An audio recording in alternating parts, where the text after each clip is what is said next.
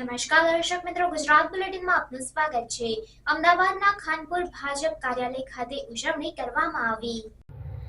અમદાવાદના ખાનપુર કાર્યાલય ખાતે ઉજવણી કરવામાં આવી। મહારાષ્ટ્ર ખાતે એનડીએનો વિજય થયો, વાવ બેઠક ખાતે ભાજપનો વિજય થયો, ત્યારે મહારાષ્ટ્ર અને વાવની જીતને લઈને ભાજપના કાર્યાલય ખાતે ઉત્સાહભેર ઉજવણી કરવામાં આવી।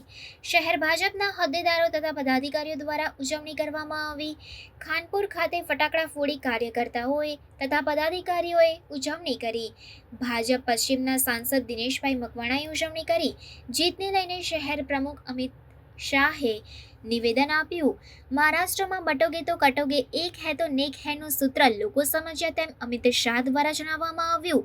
તેમણે વધુમાં જણાવ્યું કે મસ્જિદોના ફતવા સામે ભાજપનો વિજય થયો। હું 33 દિવસ મહારાષ્ટ્રમાં રોકાયો હતો તેમ અમિત શાહ દ્વારા જણાવવામાં આવ્યું। તેમણે વધુમાં જણાવ્યું કે વાવ બેઠકની જીતમાં CR પાટીલનો મહત્વનો ફાળો રહ્યો છે। 33 દિવસ હું ત્યાં રહ્યો છું અને મસ્જિદોના ફતવાની સામે એક એ તો નેક હે, બટોંગે તો કટોંગે આ હિન્દુઓ સમજી ગયા અને હિન્દુઓએ એક જ થઈને ભારતીય જનતા પાર્ટીની તરફેણમાં અમારા સાથી પક્ષોને જીતાડ્યા છે।